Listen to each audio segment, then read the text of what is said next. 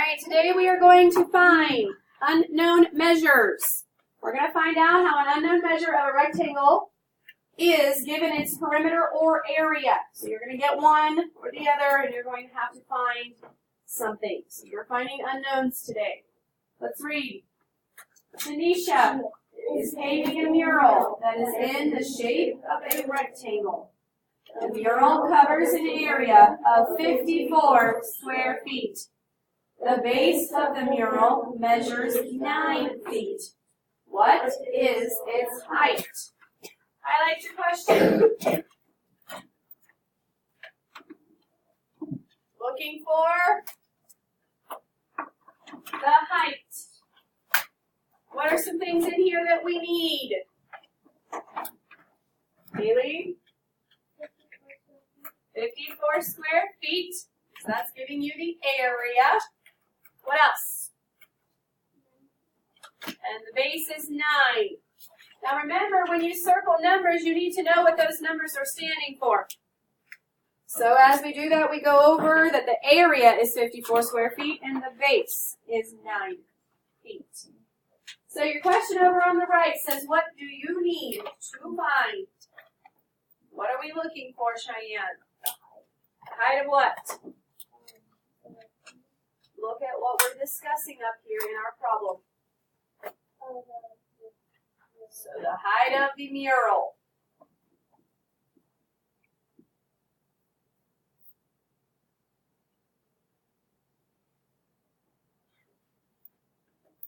When we wrote something, you need to write it also. The next question asks you, what information do you know? And I don't want the numbers, but I want what they gave us that we already know. So what are the parts we circled over there? What are they there for, Mackenzie? Yes, but I don't want the numbers. I want to know what they are standing for. What do we know?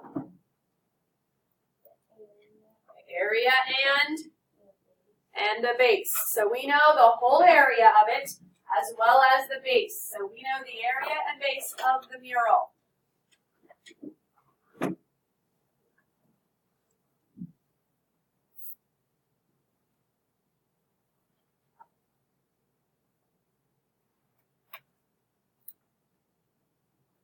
It tells us we need to use a formula for area. So we're going to find an unknown measure when it gives us the area. Take a look at the model. We're going to label the measures that we know first, and we're going to use N for the one that we do not know, or what they call unknown. So do we know the area? What is it? 54 square feet. So we're going to put it here in the middle. Do we know the height? No, so that's where N is going to be. Do we know the base? And what is it? 9 feet. So they are drawing the model for you. So when you are finding something that is unknown, can you draw something like this also? Area we know is the inside of the shape. That's why they put it inside there. The height is over on the right. We don't know that, so we put in. The base we do know is 9 feet. So now we're going to use the model to write an equation and solve. So what are we looking for? What's our regular formula for area? Area equals? Base times height. So then all we have to do is fill in the information that we know in those places. If we don't, it will become an N. So do I know the area? Yeah. It is 54. Do I know the base? Yeah. And it is 9. Do I know the height?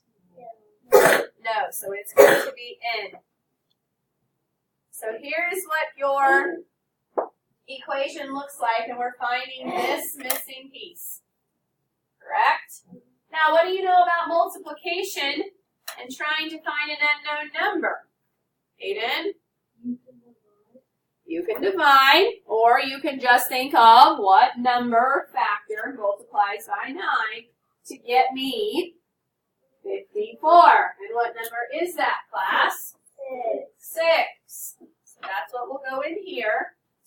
means that the value of your n is 6. So that is the height of the mural, which is going to give you 6 feet.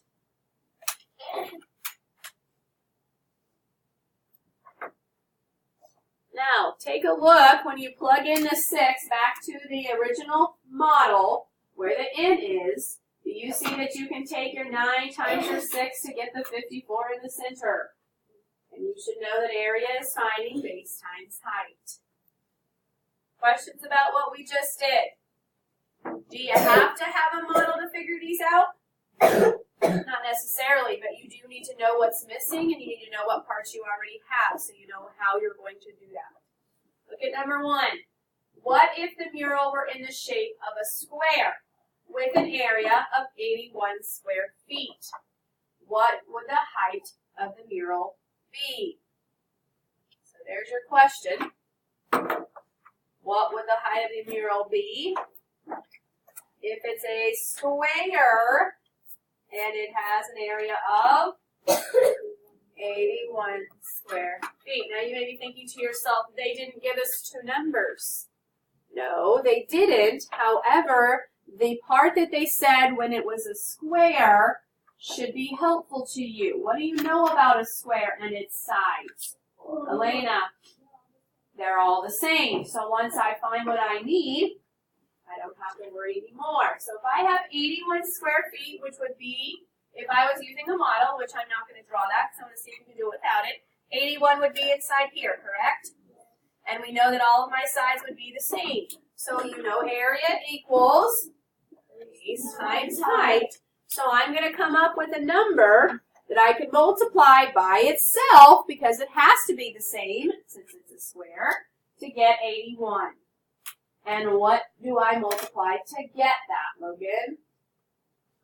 9. So what should my answer be here? 9. What are we talking about? What are we in here? What is our label? If it's asking for the height, it should just be feet. So your first part is the answer of 9 feet. And we know that when we have a square, our formula changes from area equals base times height to area equals, who remembers this? Side times side, because all of your sides are the same.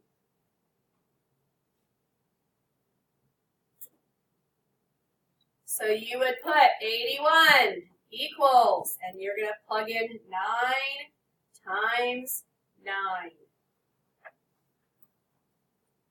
You knew your area, you didn't know your sides, but you do know that when you have a square, all of the sides are the same. Sit down and do not get back up, please, while I'm talking.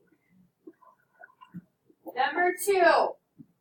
Explain how you can find an unknown side length of any square when given only the area of the square. Isn't that what we just talked about? Yeah. Okay, so how do we want to explain this? What do we know about the base and the height of a square? They're all the same. Okay, so we multiply what?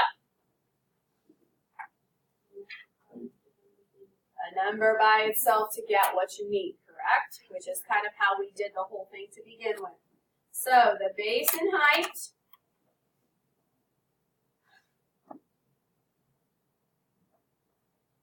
of a square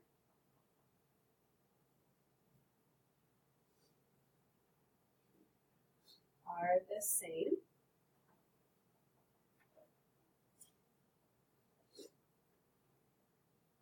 That's the first sentence. Base and height of a square are the same. The next one we're going to write is find a number, and I'll let you use the symbol, that, where would you like me to stand? When I'm finished writing, I will move out of the way. Find a number that when multiplied by itself is the area.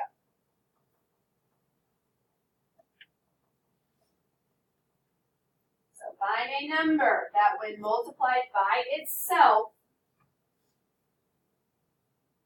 is the area.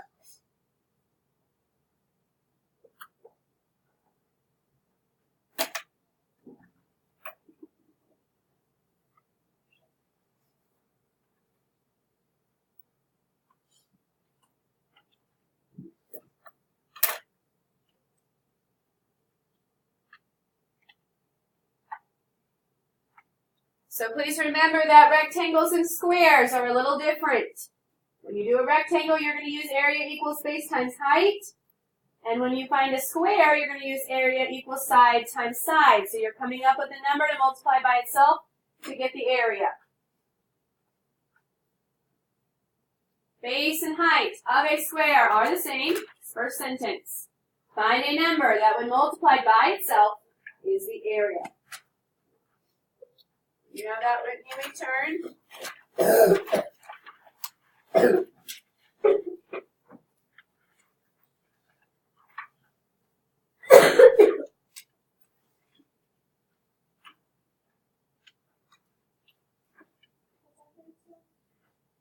Is the area.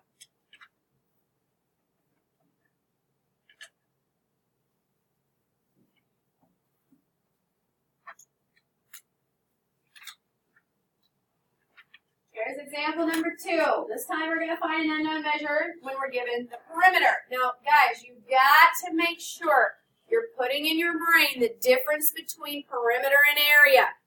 Because if you do everything with area, you're going to miss about half your problems, right? So be careful when you're reading if it's asking for perimeter or area, because we know they are very different. Perimeter is the outside and area is the inside. Says Gary is building an outdoor pen in the shape of a rectangle for his dog. He will use 24 meters of fencing. The pen will be 3 meters wide. How long will the pen be? There's your question. It wants to know the length this time. And what is the information it gave us here, Damaris? So 24 meters of fencing. 3 meters wide. So let's think about this. What is that 24 meters of fencing? What part is that we already know, Aiden? And what do we call that in mathematical terms? The perimeter. So we know the perimeter. We also know the width. We are looking for the length. Yes? All right. So take a look at the model they drew for you again. Wants us to label the measures that you know and use in for the unknown, just like we did before. So they're putting the perimeter on the outside down here at the bottom. So do we know that? What is our perimeter?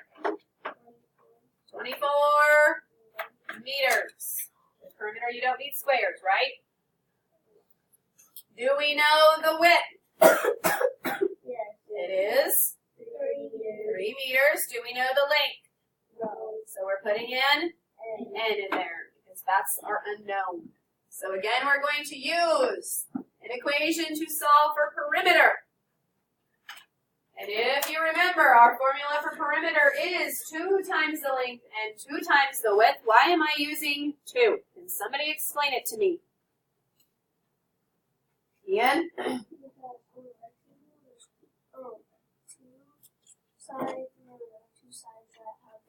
Okay, so we have 2 sides that are the same and 2 other sides that are the same. So that's why we take it 2 times the length and 2 times the width.